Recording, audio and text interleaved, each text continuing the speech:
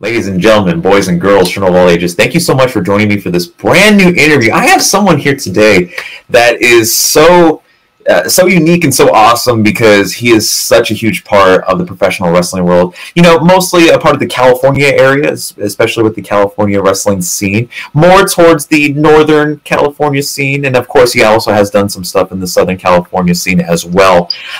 Just to list a little bit of his accomplishments, this is where I'm going to be putting on the glasses here and go to the statistics.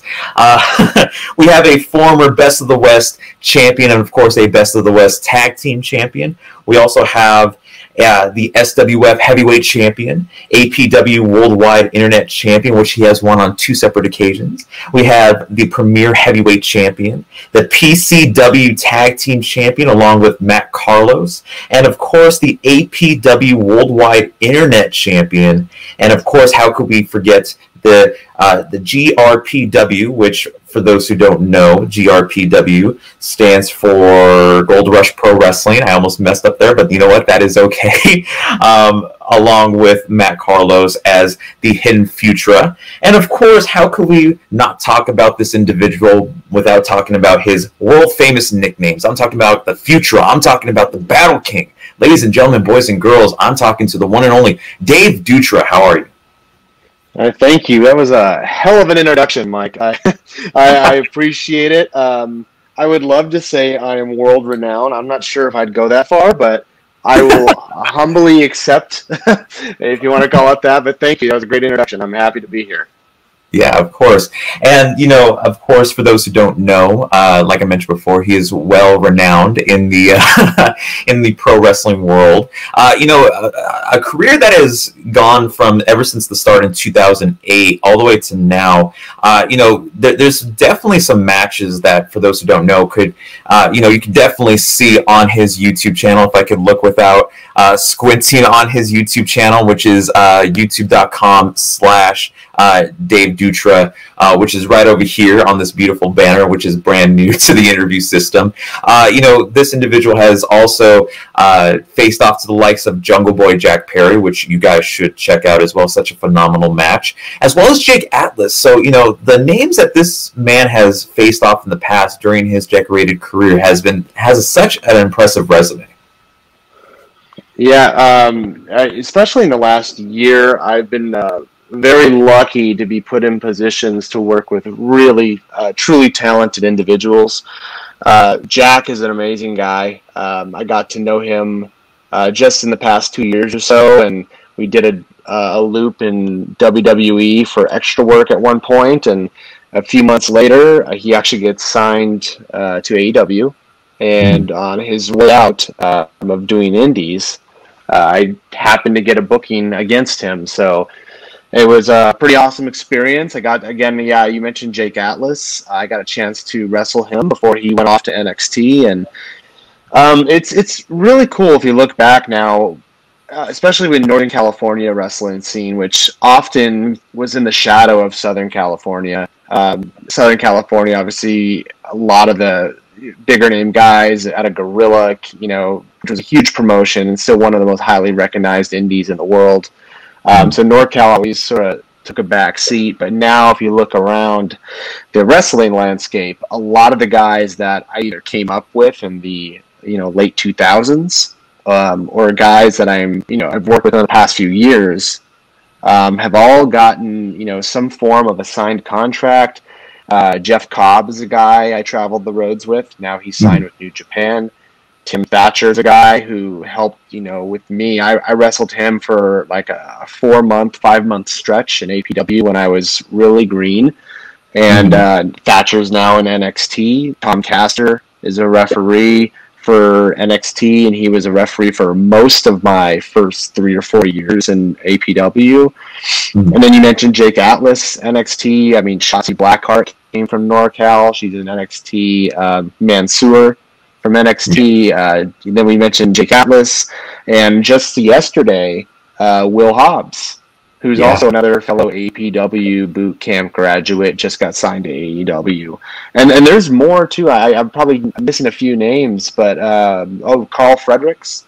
He went to New Japan. The Reno Scum, They're in Impact Wrestling. So there's so many Northern California, sort of born and bred wrestlers or in that region that are now doing big things in the business. And I'm happy to have been a part of that. And I hope obviously that, those fortunes can fall into place for me as well. I'm still doing the grind. And obviously with COVID, that's been sort of a shift into neutral for the time being until things can pick up. Yeah, absolutely. I mean, I do agree with you when it comes to kind of really, being still a professional wrestler during COVID. I mean, before this, I think it was in February, there was so much that was going to happen this year. There was shows that were going to be even bigger than last year. There was shows that, even WrestleMania was supposed to be bigger than it was in WrestleMania 35 the year prior. So, and then now since COVID had hit, obviously plans had changed. Events had canceled. So it's awesome to know that even through a pandemic, little by little, we're still getting not necessarily back to the old normal, but little by little baby steps that we're getting back wrestling events. Yeah. And, for me, at least what I can focus on and what I can control during this time, things are starting to reopen near where I live. There's a county that borders my own county that I live in that's only about 5-10 minute drive from me. They've actually started to reopen. So restaurants, gyms, to that effect. So, you just go in, you mask, protect yourself kind of thing. But I now, I'm getting back into the gym, which, it was as a wrestler, it's one of the worst things possible is when you don't have any equipment to exercise and maintain your body, your physique, your cardiovascular abilities and whatnot. So that I've been now going to, back to the gym for about a month or two, but there was like a good 3 or 4 month stretch where everything was shut down. So the only thing you really could do is, like I could do some DDP yoga in my house and, push-ups, pull-ups, body exercises, which not really my thing. I'd rather get in there with weights. So but I'm getting back to the grind, and, I'm just hoping that in the next few months, things will lighten up and maybe shows will get back to normal.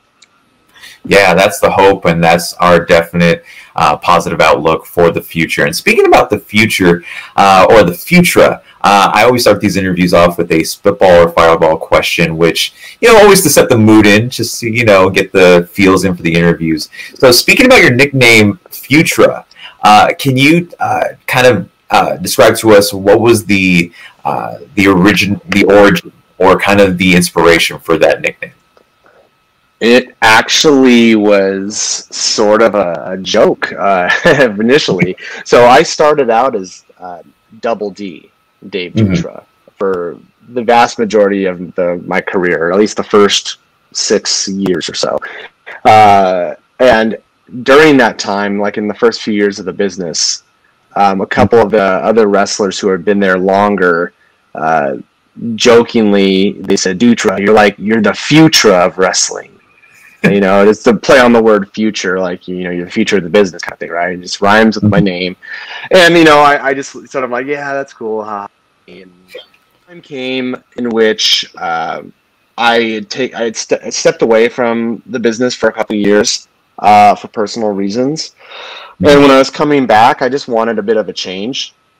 So I sort of rolled with that name. I'm like, oh yeah, I remember it being like the Futura, yeah. And I'm a big Back to the Future guy too, so I could sort of play off that and be like this guy from the future, or this guy who's, the future of wrestling, is going to be unique and different, and sort of had sort of I don't know, I'd call it somewhat of a futuristic looking vest that was just sort of cut chest high, and just try to be something a little different than what I was before. Nothing too out of the ordinary, but I'm like, oh, it's a different nickname, a different moniker. Let's roll with it and see where it goes. Yeah, I mean, of course, as the man with the most iconic nicknames in professional wrestling, not only known as Futura, but Double D, like you mentioned before, Battle King. There's so many great nicknames that you have obtained during your career thus far. But we're going to go into that a little bit later on in the interview. But right now, I do want to talk about your passion for professional wrestling. And so I kind of want to ask, what inspired you to become a professional wrestler? I think my story, at least for people that are around my age, is very similar in that WWE strategically would plant their television programs right after Saturday morning cartoons. So I started watching WWF at the time, right after those cartoons would end, and I would catch it. And at that time, it's Hulk Hogan and the Macho Man and the Ultimate Warrior, all these incredibly larger than life, colorful characters. The $1 Million Man, Jake the Snake, the Big Boss Man, and they're all like, with police officer, guy with a giant snake in his bag, guy in neon purple, green, pink, outfits, and it's just like it catches your eye. And they're fighting, and it's like, I'm also like, at that time, I'm a Ninja Turtles kid, so fighting is always a big thing for me. Oh, cool, yeah, they're punching, they're kicking, and so I think it drew me in at a very young age, and it's just one of those things that never was a phase for me. I started to get older. I kept watching wrestling, and at that time, it was sort of like, taboo may not be the right word, but most of the kids in the schoolyard in the early 90s, early to mid 90s, were not talking about wrestling at all. So it's like, it was something that I passionately followed at home. And, I would jot notes in my notebooks at school when I was bored of wrestling related things, but I wouldn't really discuss it with friends because that wasn't it wasn't a popular time for wrestling. And it wasn't until the Attitude Era, when I was in middle school, then high school, where wrestling became more mainstream, and then you could see people wearing t-shirts to school. But I got into it at a very young age, and I just never fell out of love with it. And when I was old enough, I decided to pursue it. Yeah, and that's awesome that you're pursuing your passion of pro wrestling, something that started at a very young age, of course, and then now you're showcasing it as a professional wrestler.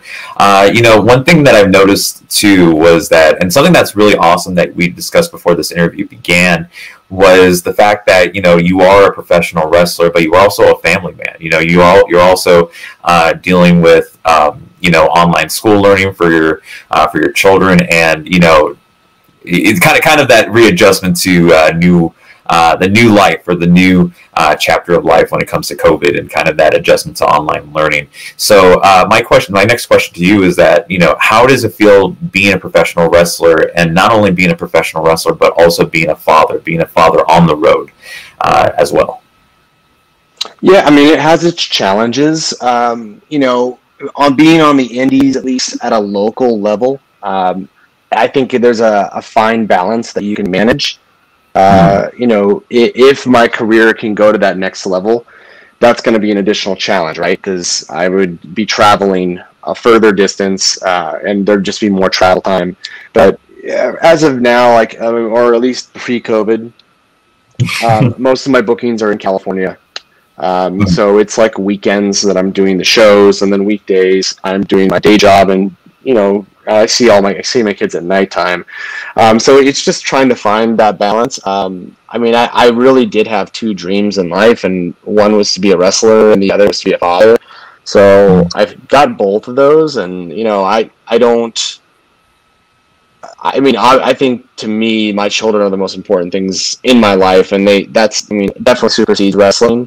And that's not to say that I don't appreciate or love wrestling, but I think I managed it well. Part of the reason I stepped away initially, when I alluded to that earlier, I took a few years off, was because I did have my second child coming.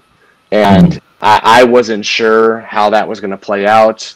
One kid is one thing, but you have a second one coming in, and they're both relatively young and only 2 years apart. So I was like, I really should step back and be dad and make sure that this is something I can manage. And then if I can do wrestling along with all this and work with my wife's schedule, then great.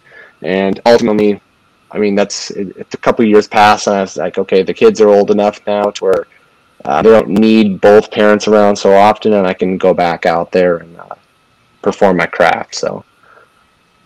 Yeah, absolutely. And I think it's absolutely awesome, especially, being that father figure, and also being that leader to kind of inspire, have your kids as an inspiration to, keep going, to keep pursuing that passion. And I think that's absolutely awesome, knowing that you have that time management, and not only have that time management, but you're also living, like you mentioned before, your two dreams, your dream of being a father and also dream of being a pro wrestler as well.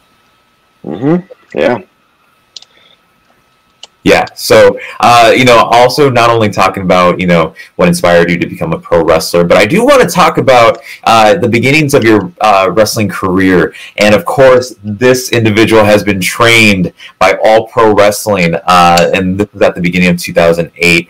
And, some relatively notable names that he was trained by was by one JJ Perez, Mike Modest was as well as Robert Thompson. And I believe one more that I accidentally forgot to say was Sal Tomaselli. I'm hoping I'm saying that correctly. And, being trained, during your early stages of career, what was it like being trained under the umbrella of APW? It was great. And I'll backtrack a little bit because you mentioned Sal Tomaselli and you mentioned Michael Modest. I actually started training to be a wrestler much earlier than 2008. There was a company that ended up being somewhat of a rival to APW. So Michael Modest was trained by APW. He sort of developed himself there. And at a certain point, things weren't, I don't know the details of the drama behind it, but he ultimately left APW with many of the roster. And they started their own company called Pro Wrestling Iron.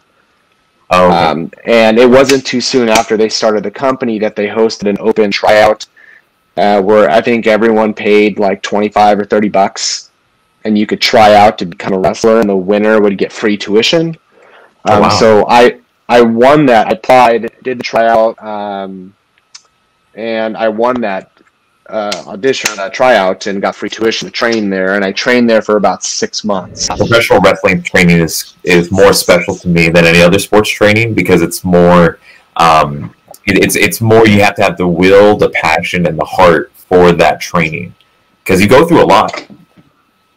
Yeah, no doubt. And I'm not sure where I cut off originally, but I was just making a point that I started in 2003 at Pro Wrestling Iron, and wasn't sure if wrestling was going to work for me, so I ended up going to APW years later and did the training there. And JJ Perez and Robert Thompson had a hand in my training at that point. But yeah, wrestling training is tough, and I mean every school is different.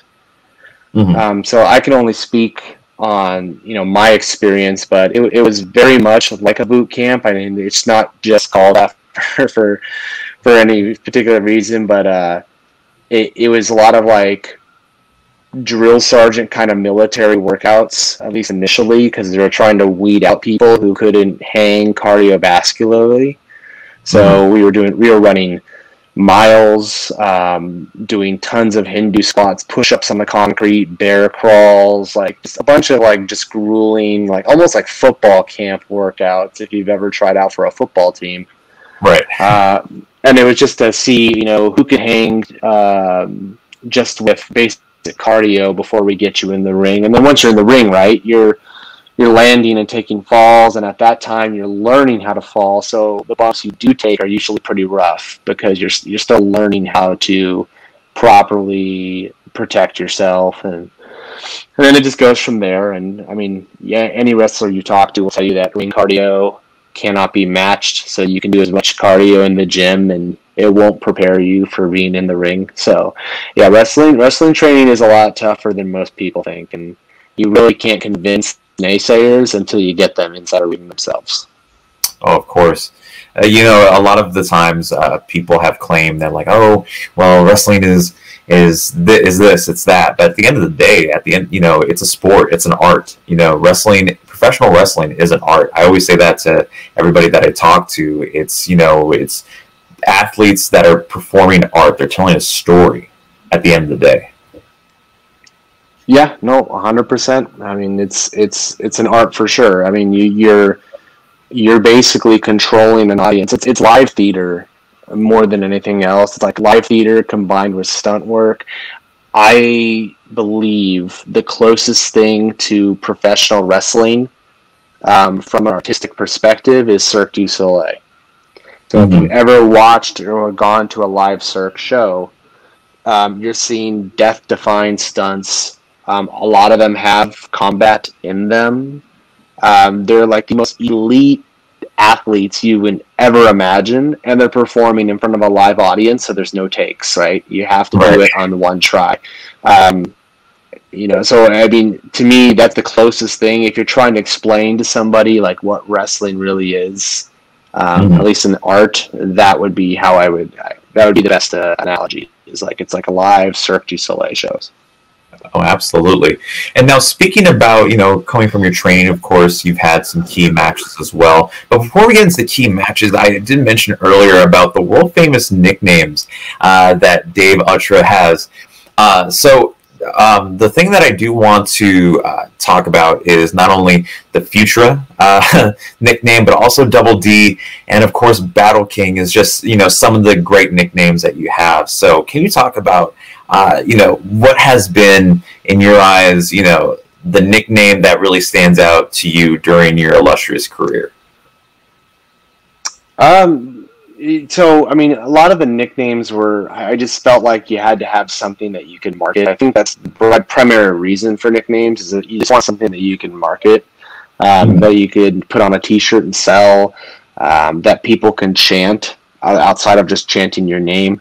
So Double D was just, I mean, my dad had the same name I do, so he was always called that. And so I just decided when I became a wrestler, I would use the same thing because my initials, are DD.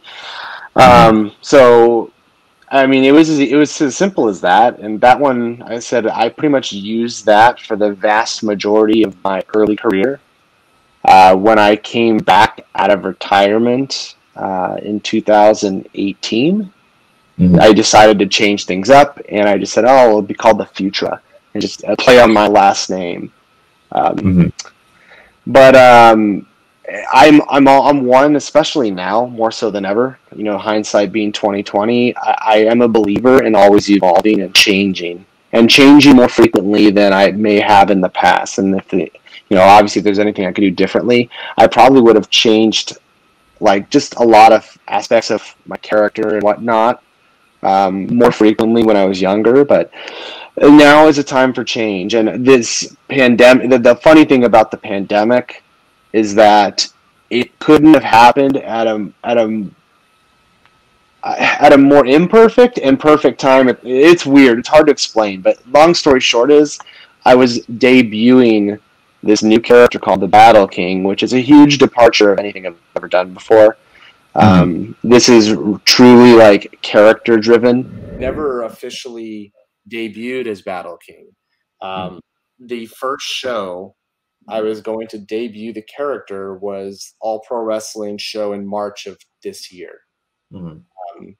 In fact, the pandemic hit the week of the show. So I had been planning this character. So I did the Future thing for, I mean, technically 2 years, but after year one of doing the Futura, I was already planning Battle King, and I was slowly chipping away, collecting things for the outfit, the entrance gear. I probably spent more money on this entrance gear than like all of my other gear combined, which is sort of ridiculous. But I had plans for this thing, and I had done a heel turn in APW, and I was setting up for the final debut of this character in March. And the week of the show, the city of Daly City, up right south of San Francisco, for those who don't know where it is, they shut everything down because the NBA had just ended their season abruptly. It was right in that week. And thus the show had to be canceled.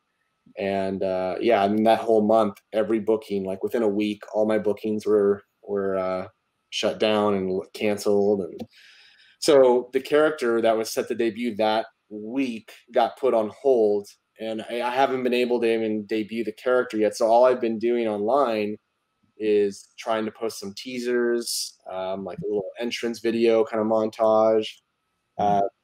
I don't want to give too much away, and I don't want to give out like my costume and stuff because that's sort of the idea of a surprise entrance and stuff. But the Battle King is just meant to be a giant departure of just being a wrestler. You know what I mean? I'm trying to do something to stand out. I'm not at the point now where I can keep up and do like all the crazy like acrobatic flips that I could see guys doing now. I'm a little older, a little wiser, and my body's a little beat up.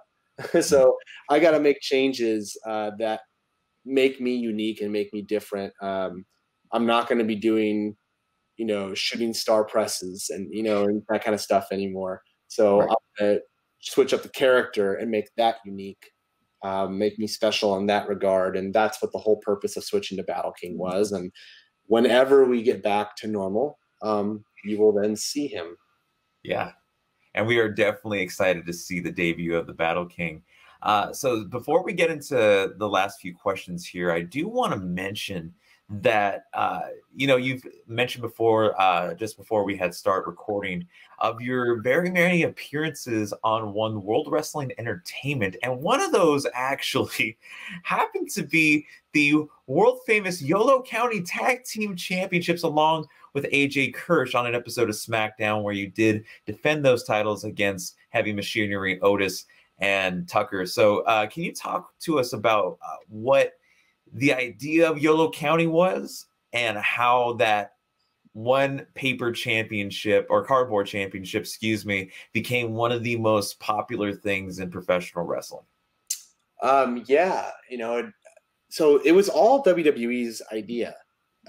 We show up there with our gear, with a bunch of different types of clothing because their expectation is we might use you for a whole range of roles, from security to you could just be a guy on your cell phone in a hallway and we're going to have wrestlers walk by you and you're just going to be a bystander. So you have to have a lot of different attire to wear for whatever they decide to have, but you usually don't know what you're doing until you're already in the building and they figure out who they want to use. At that particular night, there were about 12 extras. Oh, wow. So I think at that point, we just looked like two average-sized guys that didn't look too unique. My hair is much longer now, and it's tied back in like a ponytail, and it's shaved on the sides. So if I looked like I do now, I'm like 99% sure they would not have chosen me because it just looks too different. But at that point, my hair is relatively normal looking, and AJ's same. He just has a nice little crew cut or whatever. So they picked AJ first because TJ Wilson was back there and he recognized AJ from Tough Enough. Right. So he's like, I know that guy was on Tough Enough. I know he's good. Let's use him. And then I think they picked me because I most closely resembled him in size and just appearance. So, okay, these guys can look like a tag team. And then the joke is, if you actually look at any of the still images or watch the video of that match, AJ is wearing my second set of gear. And I never let this down with him either, if you ask him about it. But basically AJ showed up to that extra loop, that loop of shows with the idea of just being or trying out to be a ring announcer. Oh, okay. Manager. So he didn't bring wrestling gear, but he was chosen. And then they found out and they said, "Look, if you don't have gear, then we have to take you out of this role." So luckily for him, I had 2 sets of gear in my bag, and that's why if you look, he's wearing Futura gear along with me. But it was great. To answer your question more directly, real quick, they knew we were in Sacramento, and Sacramento is in Sacramento County, but the neighboring cities right near Sacramento, there's another county line, which is YOLO County. Oh, so wow. It's a real county for those who don't live in the area. It's not something they made up. Right. But they just came up to us when they said, you guys are going to be working Heavy Machinery. So just get ready for that and come back and meet us. And then we came back and they're like, oh, we have championship belts for you guys. Go to like wardrobe. And we're like, what? And then we go over there and they're like, here you go, guys. And WWE made those cardboard titles. And they're like, you're going to walk out with these.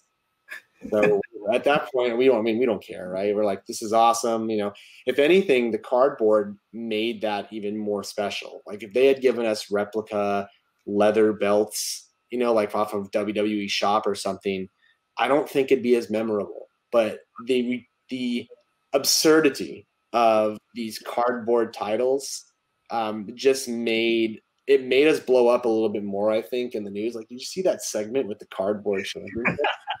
And the best part is that, and I thank AJ Kirsch's hustle because he had a great idea after the fact, but we made, and AJ did most of the bulk of the work, but we made cardboard replicas. So we bought a ton of cardboard. AJ actually cut them all out and used marker and basically made replicas of WWE's prop. Wow. Sold the shit out of those things at the next indie show we were both booked on. Like we made hundreds of dollars. I mean, we sold each cardboard belt for like $20. And wow. People were walking up to our tables and buying cardboard for $20. So thank you, WWE, for the opportunity and the extra PO, the extra cardboard money. No, it was great. I loved every minute of it, even though it was a 60-second beatdown. Otis and Tucker were awesome. It was probably my favorite experience of the many times I've done extra work for them. So, yeah. And once again, for those who don't know, you can check out all of his WWE extra work. Link will be down in the description. And of course, you can also, if I could find it without squinting here, you can also subscribe to the YouTube channel as well, which is going to be right over here, youtube.com/ you know, it would have been funny. I would have had the slash, the picture of Slash actually on the slash, but I didn't have that kind of money. Dave Dutra. But before we get into everything for the final question, I do want to thank you, Dave, for being a part of this interview. It was great to get this conversation going and really, you know, showcase your love and passion for professional wrestling and, you know, really taking advantage of the COVID new life or whatever you would like to establish as and really get a good conversation on. So I really do want to thank you for being a part of this. Of course. Yeah, absolutely. And if real quick too, the YouTube channel, I tried to like put new stuff on that, but it hasn't been like the forefront of my mind to update. So I would like to just plug my social because yeah, go ahead. I'm more likely to post stuff on Twitter and Instagram as opposed to YouTube at this point in time. But it's just at Dave Dutra for Twitter, and Instagram would be at Battle King Dave Dutra. Yeah, that one's a little more of a mouthful, but nowadays it seems like more people post short clips and snippets as opposed to full-length matches, which is sort of why I've transitioned more to doing social media posts. But I did just recently update the YouTube channel with 2 videos, so they are there. Yeah, we will definitely check that out, which is right over here, youtube.com/Dave Dutra. So the final segment that I always like to do for the interviews is going to be called 3 Fun Questions, which is basically a free 3 fun questions for, you know, just to kind of get a good flow at the end of the interview. So the first of the 3 questions is favorite snack while on the road. It would either be beef jerky, especially hot beef jerky, anything that's spicy and hot and meat. So beef jerky is one, a builder bar, which is just a basic protein bar. And when I do my keto cycles, because I do frequent the ketogenic diet, I would say almonds. Awesome. Second question, favorite song to listen to while on the road? Oh, maybe it's Staying Alive. No, I mean, it wouldn't be that. I don't. That's a hard one. I'll switch it up to just genre. Okay. And it depends what I mean. Primarily, it would be rock. Like any kind of like hard rock stuff from the 80s is always great. Especially if I'm trying to get like pumped up. But yeah, I try to stick to primarily rock music because that just keeps me sort of feeling alive and like wanting to go like pump some iron or kick some ass. I like hard rock, so I'd say anything rock. Awesome. And then finally, for the final fun question, that's a real tongue twister there. Favorite wrestler to wrestle against? As in, like one that I have wrestled. Yes. Like out of all the matches that you've had in your illustrious career, which one would you say has been your favorite? Let me think for just a minute here on that. That's tough. There was a kid named Matt Fury who I did like a 3 or 4 match program with last year. And he was great to work with just because he's very athletic. And I'd put Jack up there too. But if I had to pinpoint it to one guy, it'd probably be Jeff Cobb. Oh, okay. Before Jeff really exploded on the scene, him and I wrestled each other quite a bit between like a 2 or 3 year period in maybe 2012 to 2014, somewhere in that range. I think we worked 5 or 6 times, and they were amazing matches. I love them, and Jeff's only gotten bigger and better since then. So I hope one day we can meet again, but I'd probably be Jeff. Yeah, awesome. Well, once again, I do want to thank you, Dave, for being a part of this interview. For those who don't know, make sure you guys follow him on all social medias. Link will be down in the description below. And if you want to check out his reels, which is his match showcase that he always does with every single match, you can find his matches with Jungle Boy Jack Perry. You can find his matches with, I believe, Jeff Cobb is on there as well. There's so many matches, especially some great ones that are definite instant classics that you could find on this one YouTube channel called youtube.com/Dave Dutra. And of course, you can follow him on Instagram where he posts more clips on there as well as Twitter. So with that said, thank you so much, Dave. And I will see you guys in the next interview.